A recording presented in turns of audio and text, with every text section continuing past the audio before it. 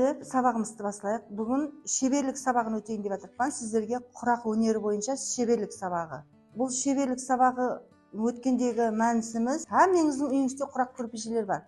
Апуай айтқанда аяғыңыздың астына төсейтін көрпелер бар. Дұрыс па? Сол үшін айтып жатырмын, білесіз ғой деп. Құрақ өнері бұл ата-бабаларымыздан, ана әжелерімізден, әйенгі замандардан адам пайда болғаннан бастап киятырған өнер болып есептелінеді. Қолыңызға бір өнер алса, өнер үйренсеңіз, өнерлі болсаңыз, қосық болсын, ойын болсын, басқа зат болсын, құрақ болсын, ілім болсын, білім болсын, сіздердің бос уақытларыңызды мазмұнлы өткеру болып есептелінеді. Әмеңізде білесіз, бос жүрсеңіз, бейпарық өмірде өмір сүрген керек жоқ қой. Сіздер жастарсыз біздерден жақсы білесіз. Сіздердің ой өрістеріңіз рауажданған. Соның үшін сіздердің бос уақытларыңызды құр өткермеуіміз керек. Біз білген затымызды сіздерге үйретіп өтуіміз керек. Үстілеріне жамылатын көрпелер жаратқан. Мысалға қызлары, балалары оқуға баратұғын болса, сөмкелерін тігіп берген, солардан пайдаланады. Башпентлерін тігіп берген сыртына кет, басына кетін топқыларын тігіп берген. Сөйтіп, еш затты зая қылмай, осылай пайдаланып отырған. Енді сол заманнан берман киятыр біз білетұғын инсанлар соның бәрін елімізде халқымызға бұлжытпай орылап, сақлап киятырмыз. Сол сақлап киятырғанда енді бұл құрақларымыз рауажданып жатыр кем-кем.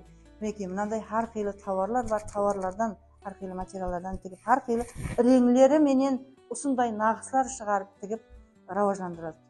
Біз алып, бізге шекем жеткерді, алып келді да, енді біз соны рауаждандырып жатырмыз. Алдыларыңызға қойған құрақлар бар ғой. Осы құрақлардың бәрін осы 7-ші мектептің оқушылары, 4-ші кластың оқушылары тіккен құрақлар.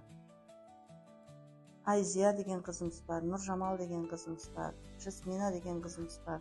Солардың өзлерінің тіккен құрақларын әкеп сіздерге мысалы ретінде көрсетейін деп әкеп отыр. Мынау не деп тұрған шығарсыз? Ілдіріп қойдым ғой, енді әмеңіз көріп тұрсыз. Бұл не деп тұрған шығарсыз? Бұл не деп ойлайсыз сіздер? Қоржын. Себебі біздің республикада Шымбай районы және Шымбай районының қаласынан бетер ауылық жерлер жақсы. Бұларды біледі. Кешегіде қалада өткен сабақта білмейді. Рахмет, қоржын бұл. Қоржынды бұл ескіден киятырған уәжіміз болып есептелінеді. Бұны ер адамлар иініне салып, базарға барып, азық-түлігін алып, ішіне салып, алып келген. Бұл ер адамлардың иініне салып, базарлап келетін қоржыны. Мынау дастарханымыз. Жаңа айттым ғой, мен қалған құтқан тауарларынан нелерден құрап пайдаланған, зая қылмаған. Себеп алатында жоқ та басқа. Сонан құрап ұсындай дастархан қылып тамақ жеген. Сол уақытта пайдаланған дастархан бар. Дастархан құрағындағы әрқилы құрақтың түрлері бар. Осы жерде байланыстырып кетейін. Құрақтың әрқилы түрлері бар. 10-15, оннан да көп. Әзір ұлыма рауажданып кетті. Соның ішінде бұл Қарақалпақтың бұрыннан ескі киятырған құрағының гүлжайды құрағы бұл. Гүлжайды. Мына ернегіндегі тұрған түйе көз құрағы. Гүлжайды құрақлары құрақ көрпеге, бетлікке пайдаланғанда бұл бір-біріне біріктіріп тігіле береді, ал ернегіне келгенде мынандай ернекке қояды. Түйе көз құрақларын ернекке қойылады ғынсатылар. Оның үзіне тағы да ернегіне қойып кете берсең, үлкен құрақ болып келеді. Бұл көрпеше болып есептелінеді, көріп тұрғаныңыз. Көрпешеде мына жұлдызша құрақ. Мына құрағымыз қабырға құрақ. Бұл да бір ауызбіршіліктің, тағы да бір шырайлы, өміріміз шырайлы болсын деген мәністілерді де береді. Ауызбіршілікті тағы да бір-біріне беккен болуды береді дегенім, бұл қабырға құрақ бір-біріне жапыстырып құралған. Инсанлар бір-бірімен ауызбіршілігі болсын деген мәніс береді. Бұл құрақ көрпешелеріміз ені 95 см болады, ұзынлығы 2-20 см болады. Оның ішіне 4 кило, 4,5 кило пақта салынады. Кейін ернеклеріне мынандай қайыр материалдардан қойсаң, бұл шырайлы шығады.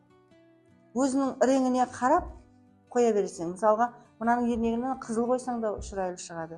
Бірақ қызыл қойсаң яркий болып, ашық болып кетеді. Соның үшін мен іште жасыл болғаннан кейін жасылды қойдым, мынаның түрін шығарттым. А мына ақты қоймағанда да ол басқаша түр бермей қалады да, мына свет бермей қалады. Соның үшін мына ақты мына жерге қойып қойдым, мына жасыл мен ақты мына жерге қойып қойдым, кейін шырай беріп тұрды да. Бұл не бұл? Тұтқыш, бұны неге пайдаланамыз? Қазанның ұстағышынан екі жағына ұстау үшін пайдаланамыз. Оның тағы да кішкентай біреулік қилы болады, олар шайнеклерге пайдаланамыз. Тағы да ондайды шайнектің астына қоюға да пайдаланамыз, Жақсы. Кейін мына жерде не бар? Ана не деп ойлайсыз? Көтер соны түсіріп. Бұл не деп ойлайсыз? Артқа қыздарға көрсетті.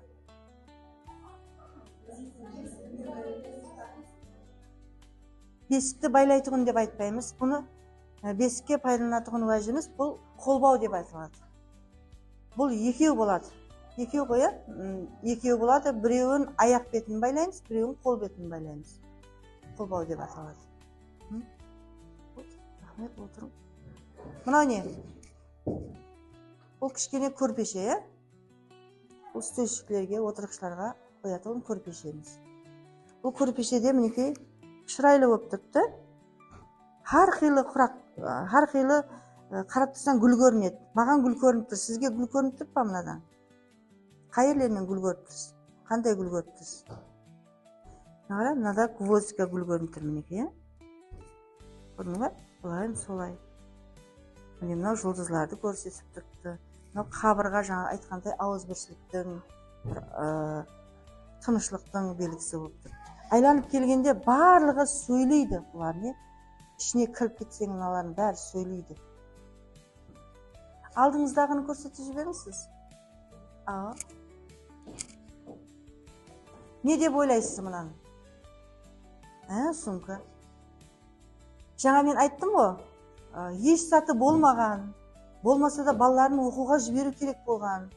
Қағаздарын қолына алып жүрмейді ғой, соның үшін қалған құтқан затлардан ата-бабаларымызды сөйтіп құрап, сөйтіп сумкілерді ұстағышын деп көтеріп, иініне салып деп көтеріп, соларға тігіп берген қолынан келгенше.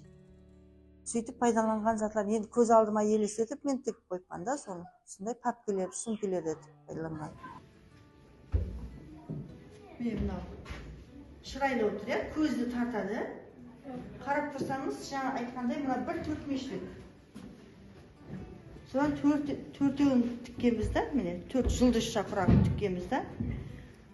Соның размерінде қылып, мінекей, мынаны бір жағы қызыл, бір жағы ақ қылып қиып алып, бір-біріне біріктіргенбіз.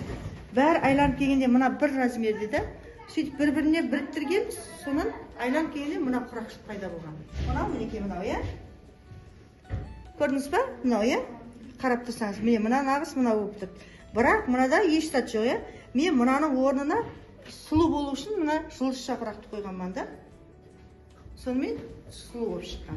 Қандай затты сызсаңыз да, соны құрақ қылып тігуге болады айланып келгенде. Айта жағым сол. Өзің миыңды рауажландырып, не сызсаң да, соны құрақ қылып тігуге болады. Сіздердің үйлеріңізде құрақ бар ма? Көрпеше болсын, көрпе болсын, құрақтан тігілген бар ма? Кімнің үйінде бар? Өзім мамамның бос уақытында сондай құрақтарды өзі істеп тұрады үйде. Соның үшін біздің үйде көп көрпешелер бар да, құрақтан істелінген. Һәм ана көпшіктерден істеп тұрады. Har түрлі затлар істеп тұрады. Өнер болып есептеледі. Тағы кімнің үйінде бар? Тағы көрпешеден басқа не бар үйлеріңізде? Шымылдық бар, қаптаулары, har түрлі нақышлармен безелген. Оларда құрақпен құралған. Бәрі құрақпен құралған. Құрақ деген бұл құралып кетсін деген мәнісінде басқа шыққан балаларға да, келіндерге де беріледі. Қыз ұзатылып жатырса, жасауларына көрпешелерін, көрпеше, шымылдық, көрпе, қазіргі махаббат көрпесі деп, көрпеге кейін құдаудағайдың астына салатын көрпелерден бір. тұрғын болып кетті осы күндері. Кейін күйеу бала барғанда аяғының астына көрпеше салады, отырғанда үстінде көрпешенің үстінде отырады. Ол да сол құралып кетсін, құрақтың ішіндегі гүлдердей шырайлы өмір болсын, өмірлері мазмұнды, шырайлы болсын деген мәніспенен құрақ көрпешелер күйеу балалардың астына да салады.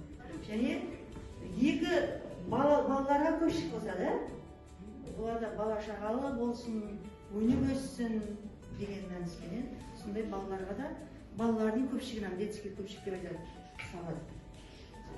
Сонымен бүгінгі шеберлік сабағымызды жұмақлаймыз. Қатарыңыз үшін рахмет. Әрбіріңізге оқуларыңызға тасқын табыстар тілеймін. Шаңырақтарыңыз амандық болсын, еліміз тыныш болсын. Сіздерде көз алдыңызға сау болсын.